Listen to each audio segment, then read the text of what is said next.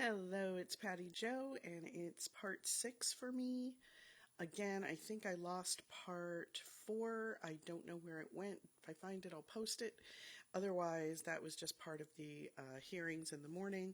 This is the first day, so I hope we're going to get to the opening arguments. He is in the other courtroom. I think you all know what you're watching, the Darrell Brooks trial. Oh my god. Okay. Let's... Okay, can we... Oh, right there.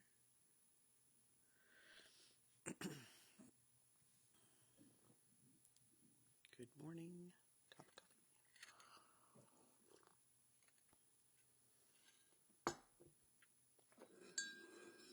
Sorry.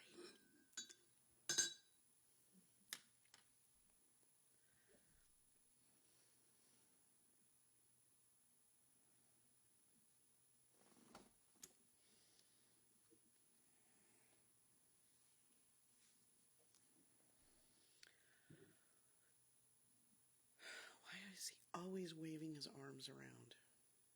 Like it's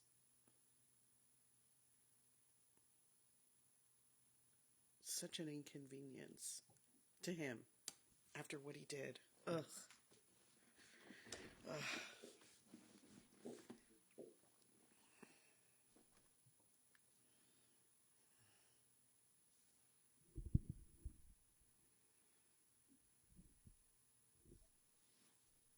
While we're waiting, I'd like to welcome everybody. Got some new subscribers, so appreciative that you're watching this with me.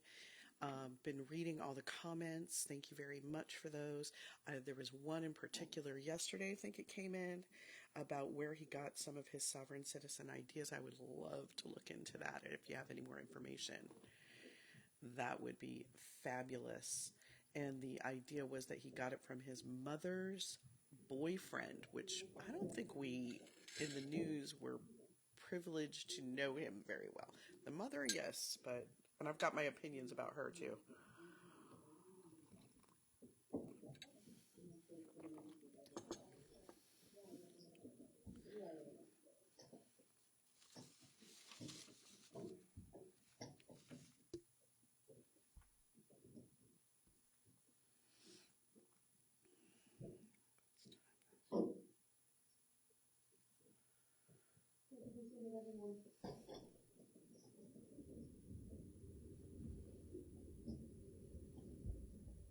He throws a fit every time it doesn't go just his way. All right, at this time, we will give the parties the opportunity to make opening statements. Does the state have an opening statement? And just for the record, Mr. Brooks is appearing from the other courtroom. That should not influence your verdict in any way, ladies and gentlemen of the jury. Go ahead, Attorney Wichow. It doesn't. I'm sure it doesn't.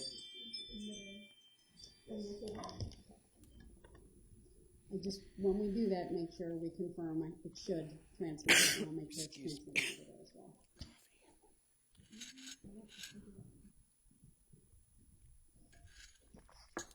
And if that's okay, if it happens, we may lose video of Mr. Brooks for the time being, as the state is using what appears to be a PowerPoint. Just confirm with the Deputy Wittig that when it starts that it is able to be viewed and heard over there. Go ahead. Also, I'm not an attorney, just an observer.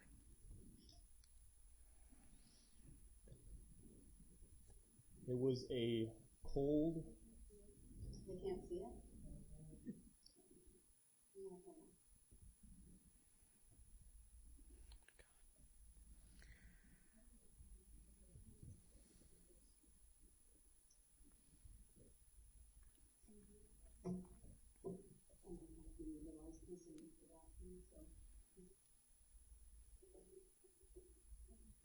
Let me do this. No one needs to leave. We're going to go off the record, though, so that I can set up another way to do this so that there's a share screen capability. Okay.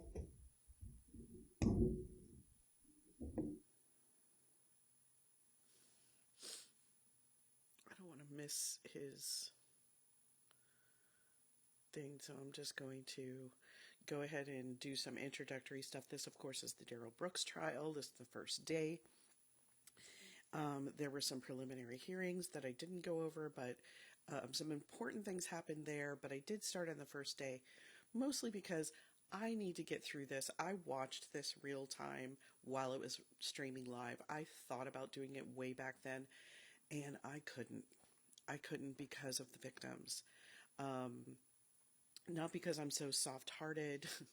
I don't think I am. I think I'm a pretty tough person overall, but these people were really, really harmed. Not just the people who were physically harmed or were made unalive in this situation, but the whole community and even the people who watched the trial. I was very much affected by just the sight of him makes me want to cringe, and the way he represented himself. And so I'm thinking, now that I know the outcome, now that I know some of the backstory, I'm actually making some connections that I didn't make before, and that's interesting to me. So let's see if we can, it's pretty, where are we?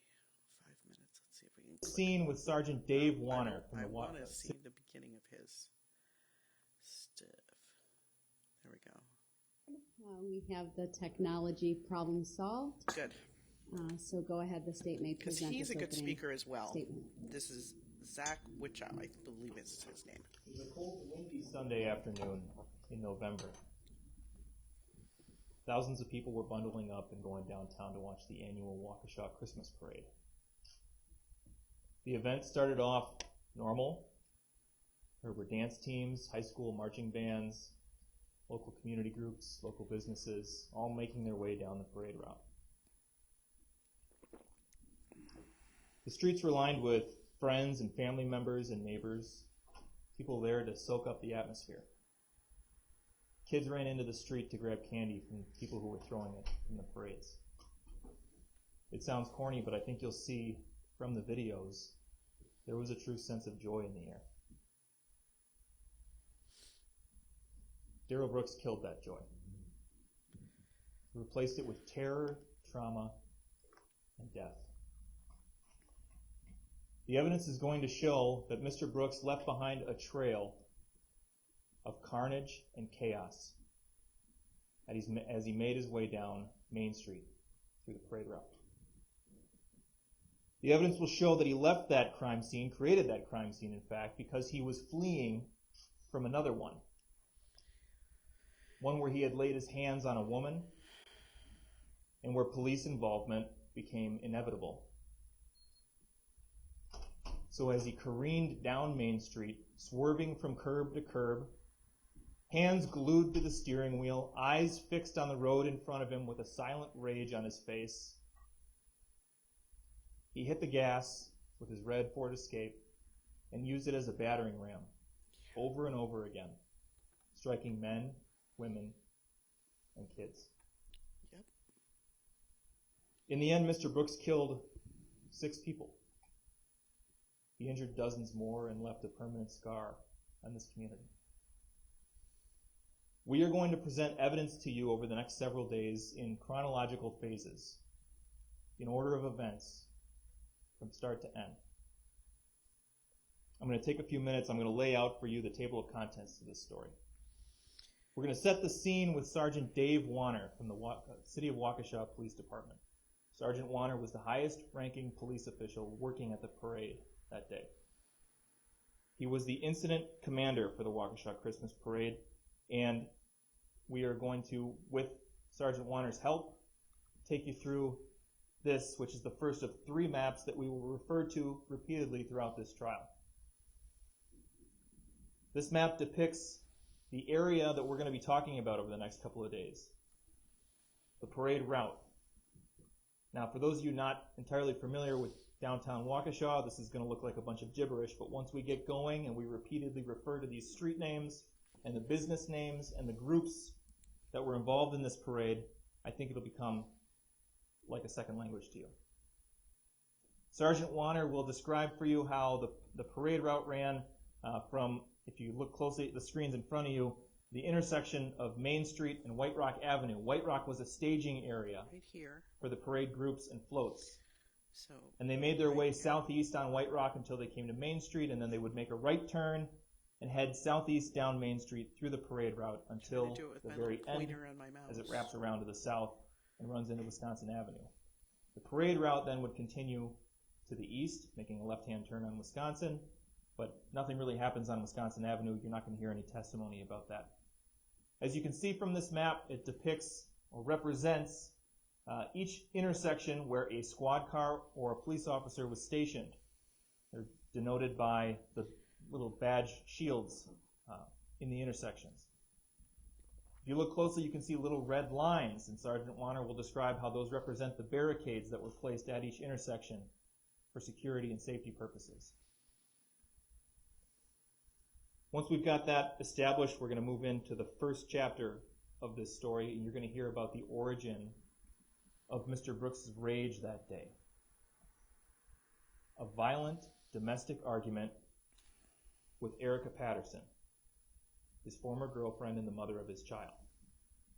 Erica Patterson is going to testify either today or tomorrow, hopefully today. She's going to tell you that in November of 2021, she was staying at the Women's Center, which is a shelter here in Waukesha. And on the day in question, November 21st of 2021, the defendant showed up in Waukesha in his red Ford Escape that she knew he drove, and he argued with her, and he harassed her, and he punched her in the face. And the thing about a swollen eye is it's tough to fake. You're going to hear evidence about how after, let me back up. You're going to hear evidence about how the defendant took Erica Patterson all over town that afternoon. From Frame Park, across the river, up Barstow Hill, back down to Frame Park. And at some point, after she was struck, after she sustained that injury, Erica called her friends because she needed help. And she had no one else to call. One of those friends is Corey Runkle. You're going to hear from Corey on the witness stand in this trial.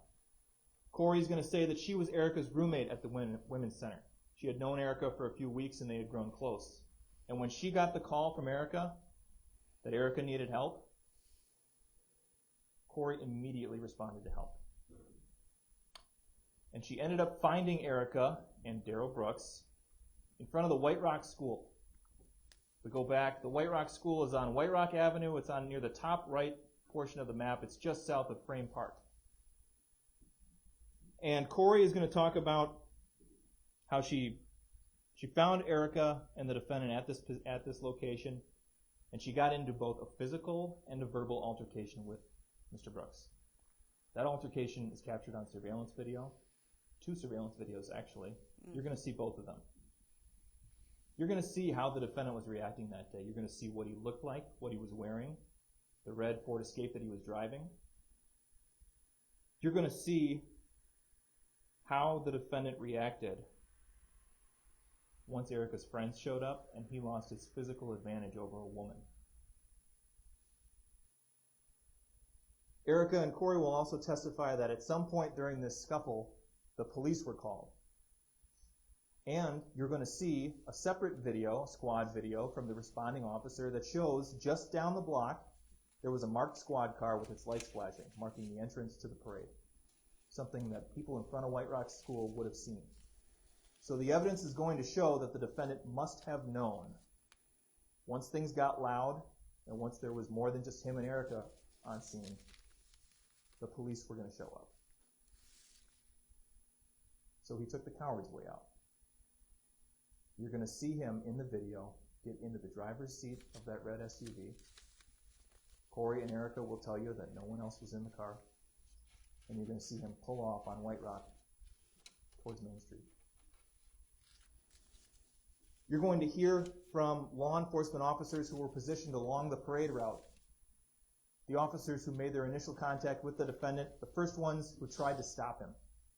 And the first one is Detective Tom Casey, the lead detective in this case, is sitting at the state's prosecution table right behind me.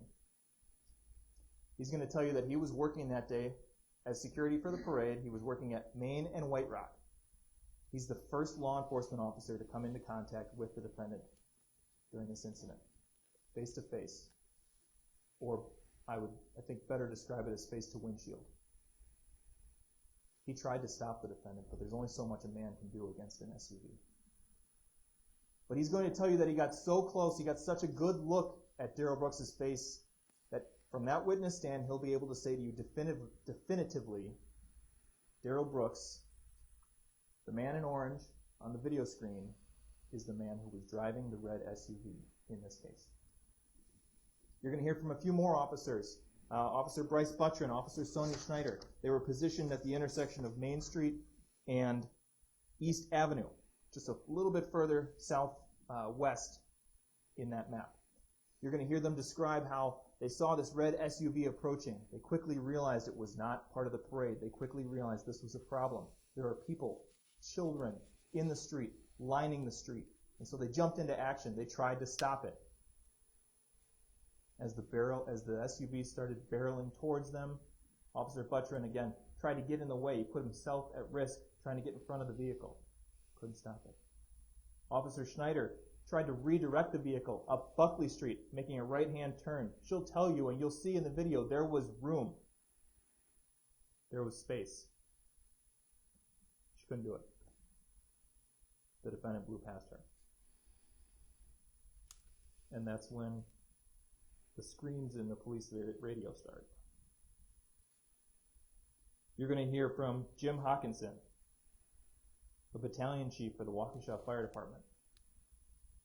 He's going to tell you about the massive scope of the emergency response to this tragedy. He was in charge of the fire department that day. He's going to tell you about all of the units that had to respond to the scene, the massive amount of resources needed to triage and treat and transport all the victims. He's going to tell you about the response from other communities in southeast Wisconsin, the mutual aid call that went out, and all the other communities that came to help out. He's going to tell you about how Waukesha Memorial Hospital, just up the hill from the parade route, quickly reached capacity, and so everybody had to be diverted to other medical facilities.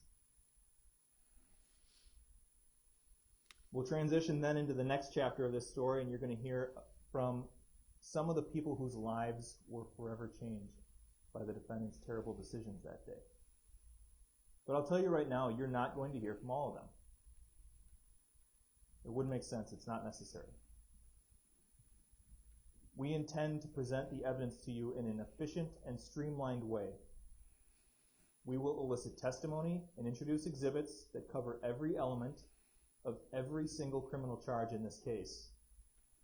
But our goal is to avoid duplication of evidence and to avoid undue hardship on the victims and the witnesses who have already suffered so much. Nice point. So the first witness in this part of the trial that you're going to hear from is Nicole White. She's the very first person, aside from Detective Casey, who was struck by the defendant on that day. She's going to tell you, as we look at this second of the three maps that we're going to repeatedly refer to, that she was marching with her co-workers and friends with Remax. You'll recognize the float, I think, in the videos because just like the commercials for Remax, there's a giant hot air balloon that shoots fire out of the basket, which is pretty cool. And she's going to tell you she was marching with her friends and her co-workers when, without any warning, she was hit from behind and knocked over. You're going to see video of that. Nicole White has a special significance in this case because, as the first person who was struck, she represents the point in time when Mr. Brooks was legally required to stop. You heard the judge read the hit and run jury instructions. And to summarize, in Wisconsin, anybody who's operating a motor vehicle who's involved in some kind of accident, they have a duty to stop, to investigate, to exchange information. Not only did Darrell Brooks not stop, the evidence will show that he sped up. The evidence will show that as his body count increased, so did his motive to get away. Mm-hmm.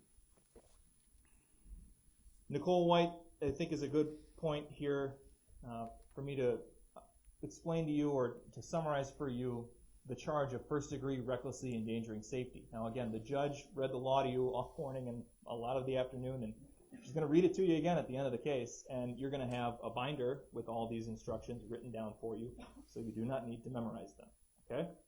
But we're going to talk about first-degree recklessly endangering safety. It's a crime where it's committed by someone who recklessly endangers the safety of another human being under circumstances that show utter disregard for human life. Let's talk about what the state's not required to prove with recklessly endangering safety. That actually hurt somebody. Not required to prove injury. Yep. This is a conscious decision in our charging And learning. decision. We're not going to get into medical records. We're not going to talk about the details of witnesses' injuries because it's not relevant, except to the extent that it proves that they were endangered and resulted in injury. But we don't need to get into who was hit or how hard or how long they've suffered. We just are going to prove to you that their safety was endangered. So, after Nicole White, we are going to talk, you're going to hear evidence about the first of the larger groups that was affected by this incident, the Waukesha South High School Marching Band. 10 kids in that band got either hit or run over.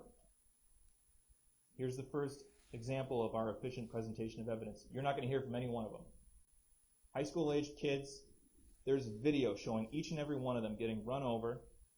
So instead, you're going to hear from their band director, Sarah Waymeyer Aparicio. She's going to come in and she's going to look at some still shots of the video. She's going to identify each of the 10 kids for you.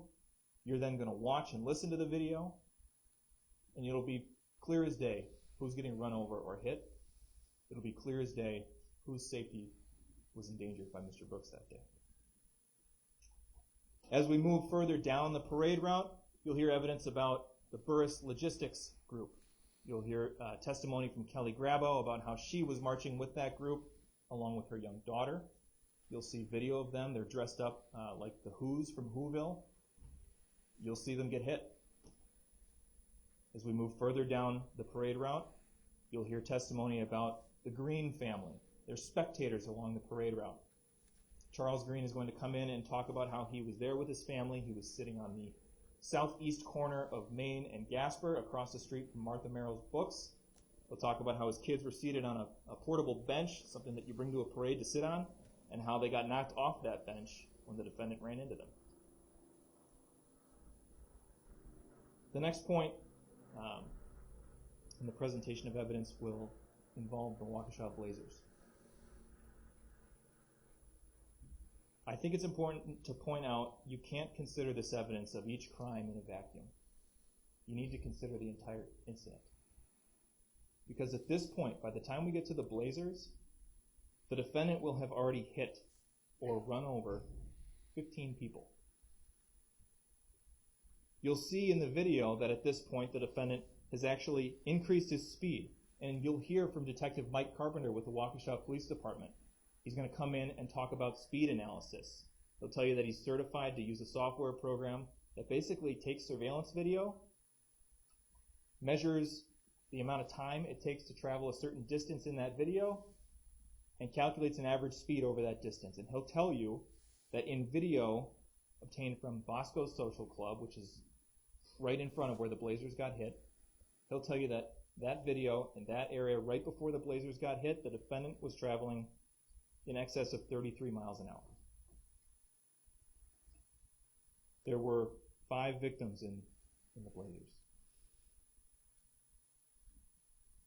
That includes Jackson Sparks, who was walking with his big brother Tucker. Cut down in the road before he had a chance to put any miles on his soul. Jackson was 8. He died 2 days later in the hospital.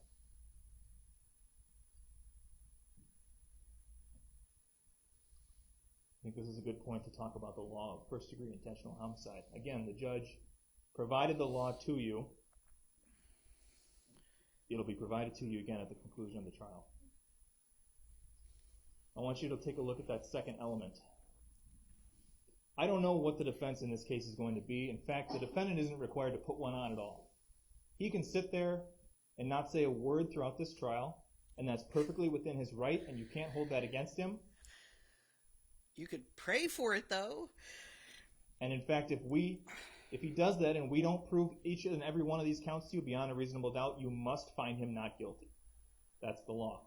And we would all be grateful for But if he does choose to present a defense, if he does raise any issues, I expect that he will likely claim that he didn't mean to kill these people. Take a look at that second bullet point. Keep that in mind as you're watching these videos, as you're learning about how this parade unfolded. Consider whether the defendant was aware that his conduct was practically certain to cause the death of another human being. We're going to move further down the parade route, and the next group after the Blazers is the Extreme Dance Group. There were girls of really all ages in this group, from toddlers being pulled in strollers up to high school age teenage dancers. 15 victims, 15 people associated with this group either got hit or were very close to getting hit. That doesn't include 2 additional spectators who were watching the parade from the south side of Main Street near the 5 Points intersection, right in front of the extreme dance team as the defendant drove through.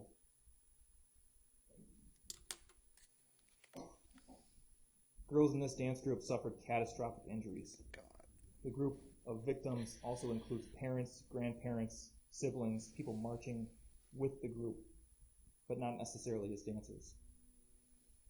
You're not going to hear from everybody who got hit. You're going to hear from the 2 instructors, the 2 young ladies who were tasked with teaching these girls these routines and marching with them and encouraging them and comforting them after the fact.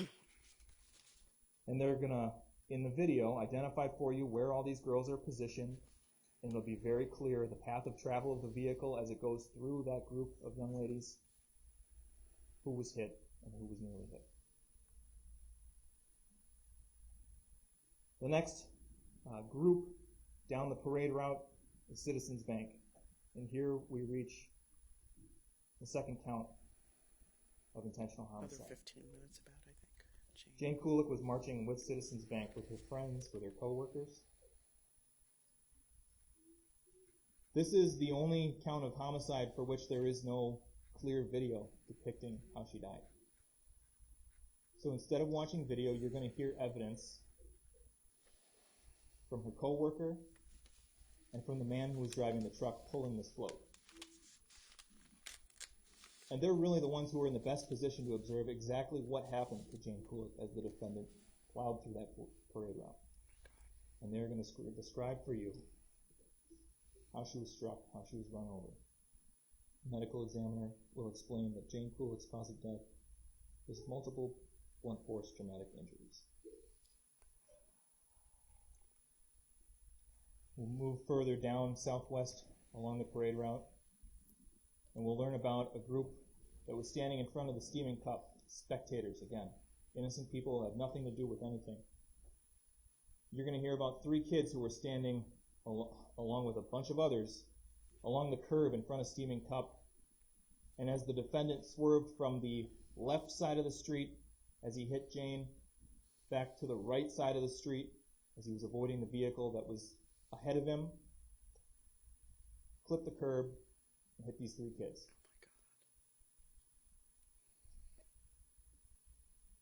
Then we're going to move in to the next group in the parade route, which is the Dancing Grannies. This is the deadliest point in the parade. 7 people in this group were struck. 4 of them died. You're going to hear from witnesses, members of the Dancing Grannies group, who will come in and they will describe being completely caught off guard. They will describe seeing pom-poms in the air, and the next thing they knew, there were bodies on the ground before the pom-poms hit the ground. You will learn about Bill Hospital, who was marching in a support capacity. He was there to support his wife Lola and their friends, the rest of the dancing grannies, just walking along the parade route trying to be helpful. And as the defendant swerved around the dancing granny's vehicle, which is a white SUV, you'll see it in the video, swerved around the right side, he hits Bill. And the medical examiner is going to tell you that Bill Hospital cause of death was multiple blunt force traumatic injuries. You'll learn about Tamara Durand, marching with the grannies. This is her first parade. You'll see a diagram of where she was positioned. You'll see video of her getting struck. The medical examiner will tell you that Tamara Durand, cause of death, multiple blunt force traumatic injuries. You'll hear about Lee Owen, another dancing granny, positioned right next to Tamara, who had just begun one of her favorite routines, walking in a winter wonderland, when she got hit. You'll learn about Jenny Sorensen. You'll learn that Jenny was walking at the front of the group carrying the banner. You'll learn that Jenny was normally a coach for the group. Normally she rode in the vehicle in the back so that she could provide feedback and critique to her dance mates. But she filled in at the last moment today to help carry the banner. You'll see video of Jenny getting struck. The medical examiner will tell you that Jenny Sorensen's cause of death was multiple blunt force traumatic injuries. You'll hear more speed analysis testimony at this point. You're going to hear from Mike Smith at the Wisconsin State Patrol, who's going to testify very similarly to how Detective Carpenter is going to testify about speed analysis. Basically, he takes surveillance video, this time from Curry Insurance, which is on the south side of Main Street, which shows the grannies getting struck. They measure point to point and measure the time between those 2 points and calculate an average speed over that distance, which is roughly from Clinton Street up until the camera cuts out. They'll tell you that at that point, where the defendant crashed through the dancing grannies group, he was traveling at approximately 32 miles an hour. The eighth and final group that was struck by the defendant in this case is the Catholic Communities of Waukesha. This is a faith-based organization that consists of members of multiple local Catholic churches who got together that Sunday afternoon to spread a little Christmas cheer. There is not great video, and perhaps that's for the best, of this group getting struck. In total, there were 19 victims in this group. In what little you can see from the video, you can see the defendant's taillights swerving from the left side of the street to the right. You can see them bouncing up and down. There are no speed bumps in that section of the road. Which means he was running them over. Oh. The next phase of the evidence will involve Awful. the manhunt. How authorities found the defendant, took him into custody, and the statements he made after he was placed under arrest. You will hear from Officer Bryce Skolton, who was positioned, if you look at this third of the three maps I referenced, on the very top of this map, at the intersection of Main Street and Wisconsin. Maybe here? Officer Skolton was positioned at that point to direct the parade route to make a left-hand turn from Main Street onto Wisconsin, to stop any traffic coming from the other directions. He saw the defendant come around that corner. He saw the defendant drive right at him as he's standing in the middle of the road. And as the defendant went around him to the left and went south, Officer Skolton fired 3 rounds from his service weapon. All 3 rounds hit the car. None of them hit the defendant. You will hear from another police officer who was not on duty that day. He just happens to be a police officer. His name is Officer Ralph Salyers. He's from the Wauwatosa Police Department. If you take a look at that map, he's going to describe to you being on the sidewalk, leaving the parade. He was walking past Les Paul Middle School. He's going to describe hearing a loud commotion. He's going to describe seeing a red SUV with just utterly totaled front end damage coming to rest in a driveway at 338 Maple Avenue. You're going to see video of the defendant in the red SUV pulling into the alley behind 338 Maple, and then a few moments later you'll see what appears to be the defendant coming back onto the screen and running away from the vehicle, apparently in a hurry, apparently aware that he had done something terribly wrong. You're going to hear from a series of witnesses between that point and the defendant's arrest, where they will describe the defendant approaching them, contacting them, asking them to use their phone. Because he was in such a rush when he ditched his SUV, he left his phones behind. Then you're going to hear from Daniel Ryder, and I think the evidence will show Daniel Ryder really is a good embodiment of the spirit of Waukesha. Not knowing what Mr. Brooks had done, Daniel Ryder opened his home to the defendant. The defendant showed up at his front door without any shoes on, with a t-shirt, said he was cold, said he needed to use the phone. Daniel Ryder let him inside, gave him a sandwich, let him use the phone, and then gave him a coat. A few minutes later, the police showed up. You're going to see body cam video of that arrest. You're going to hear from Officer Rebecca Carpenter that she responded to that area around where Daniel Ryder lives because of reports of a man knocking on doors. She takes him into custody.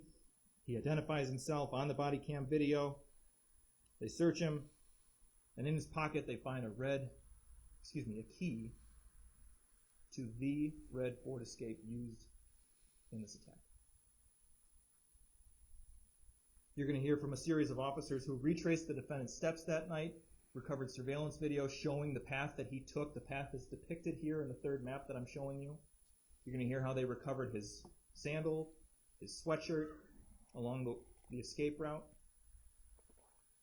You're going to hear from Detective Jay Carpenter with the City of Waukesha Police Department, and he's going to talk to you about the defendant's statements after he was taken into custody.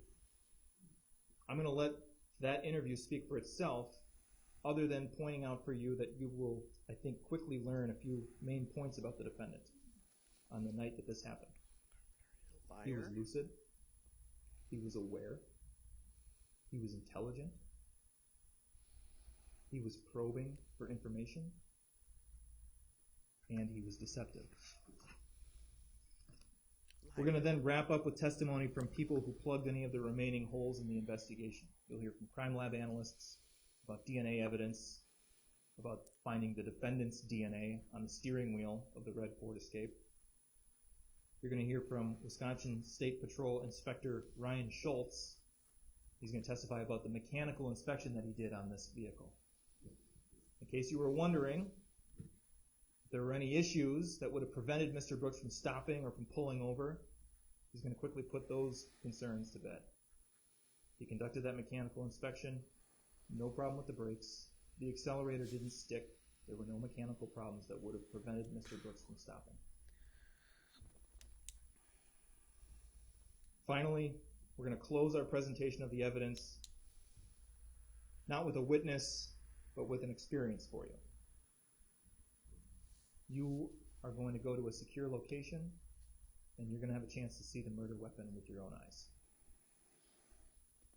You'll be able to see that red Ford Escape. I want to close now with a few points about how the evidence relates to the law in this case. There are, obviously, we've gone through the 6 counts of first-degree intentional homicide. But in addition to those homicide counts, there are 6 counts of hit and run involving death. Those are separate charges. The evidence will support convictions on all of them, all 12 counts of homicide. But they involve the same 6 victims. Another point I want to bring to your attention is that for each count of first-degree intentional homicide and each count of first-degree recklessly endangering safety, if you find the defendant guilty of any of those counts, you have to answer a second question. Did he commit that crime while using a dangerous weapon? And here the evidence will show that he didn't use a gun or a knife to commit these crimes. He used 3,500 pounds of steel, rubber, and glass. The defendant's also charged with 2 counts of felony bail jumping. You'll hear evidence to support those charges, which includes the fact that the defendant was charged with a felony offense in a case in Milwaukee County and released from custody subject to conditions of bail. And then he was charged with another felony offense in a separate case in Milwaukee County and released from custody subject to conditions of bail. And those conditions of bail included requirements that he not commit any new crime. And those conditions of bail were in effect on November 21st of 2021. We have dozens of video clips to show you. You're going to have notebooks and writing utensils while we present this evidence to you. It's a lot to keep track of. And when you go back into the deliberation room, it might be difficult while you're deliberating to remember which video was about which victim or which incident or which group. And so my suggestion to you is that as we go through these videos, you're free to do whatever you want with your notes, but my suggestion will be as we go through these videos, they each will be labeled with an exhibit number. And so I recommend that you keep track of which exhibit number corresponds with which video. That way, while you're deliberating, if you want to see those videos again, you can ask for them by exhibit number. Can't guarantee that you'll be able to see any or all of them, but you can ask. I'm done now. I want to close on one final point, and that is, on behalf of the state of Wisconsin, I want to say thank you. You're serving in what is the greatest criminal justice system in the history of the world, and that's because of the 16 of you. It's because a group of citizens, randomly selected, come in and make the final, ultimate determination between guilty and not guilty. That's unique in this world. It's special. And so, we're going to go through this evidence. We're going to be mindful of your time. We know how valuable it is. We're going to be efficient, but we have a lot to get through. A lot. And at the conclusion of all that evidence, District Attorney Opper is going to stand up here and she's going to ask you to render verdicts consistent with the evidence, to find the defendant guilty of each and every count. Thank you.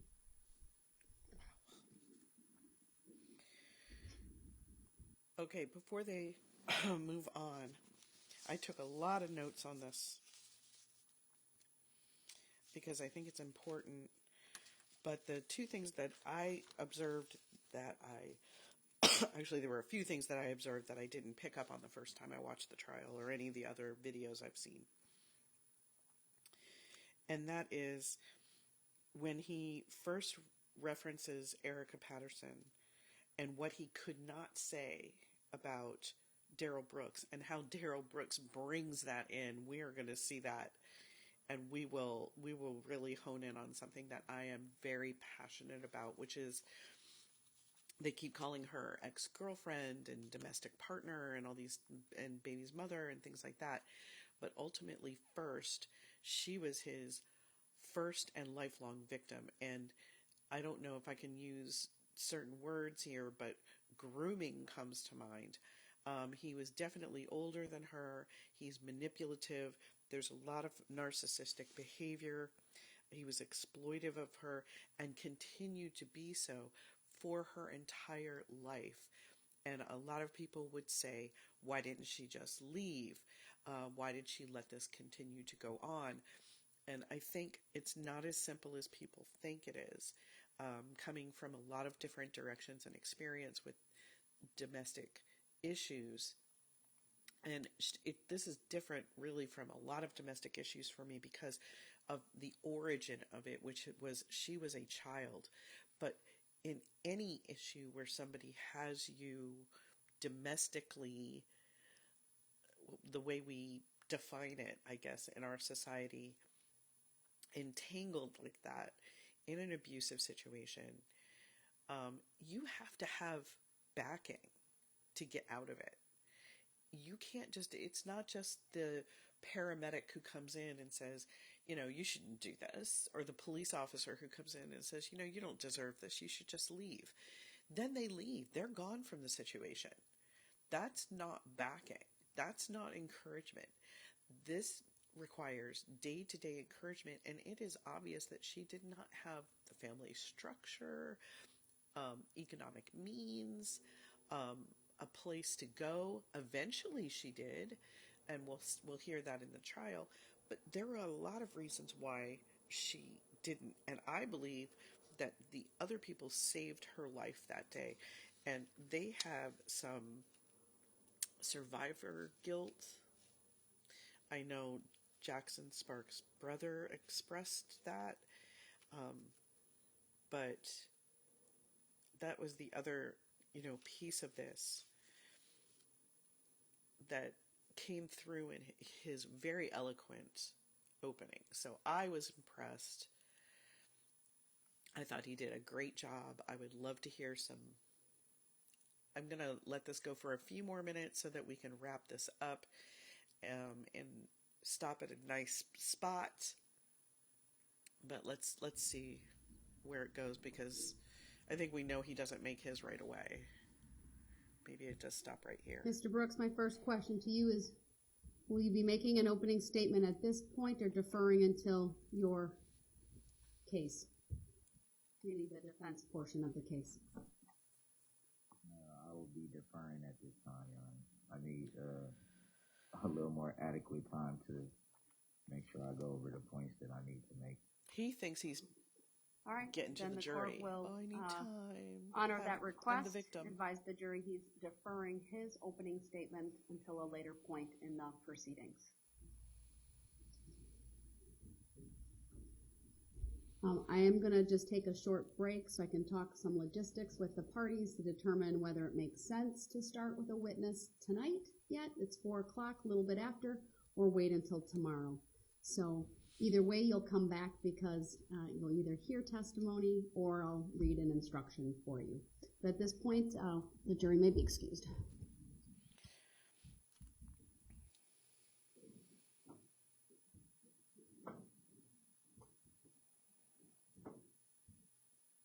See, even people in that courtroom stood up for the jury as if they were in the other one. And Darrell is just such a disrespectful, let's see, sense of important preoccupation with power, entitled. There we go, entitled. Arrogant. That's another one. Let's see if we can. Looks like they do go to okay, so I don't know if they talk about it though.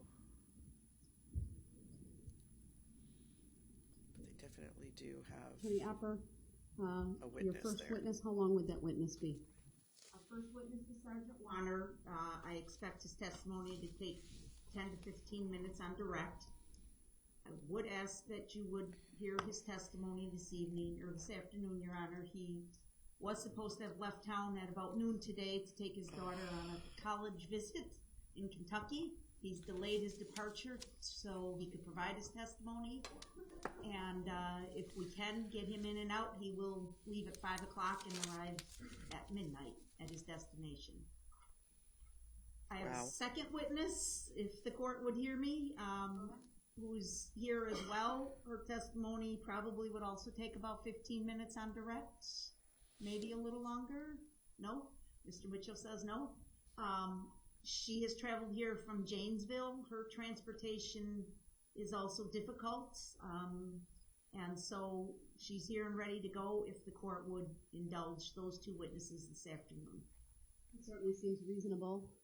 Mr. Brooks, my question to you then is, do you want to come back over for the testimony of those witnesses? I would prefer to. I'm still kind of taken aback by not being able to know exactly how many witnesses are expected to testify, and not being able to turn in my own witness list. What are you Mr. Brooks, talking about? you've been given copies of the witness list. The state's offered you a flash drive with all of the exhibits to streamline what will be presented at trial versus what is in discovery, so you've had ample opportunity Okay, to so there's a review good, there's, those. oh, wait. That is a good thing to remember, because there, she defines it for him that there is discovery and exhibits. So discovery, and if it's an exhibit, it was in discovery. But if it's a discovery, it doesn't have to be an exhibit, but they can make it an exhibit, and that is going to be very important, and I think we all remember why. But now I'm you're happy saying, to I bring don't you have any of this. back. I need you to Self-important. pledge to me that you will follow the rules of procedure and evidence, that you will only interrupt if you have an objection. That objection needs to be founded in law. And then you need to pledge to me that you will honor whatever decision I make so that the testimony of these individuals can proceed within the time frame that the prosecution has indicated it will take. You, of course, will have an opportunity to cross-examine them. Are you willing to follow the rules of courtesy and decorum and the rules of procedure and evidence? Yeah, hold on a second. I'm sorry, I need to pause. Can we pause the recording? I think I can pause it.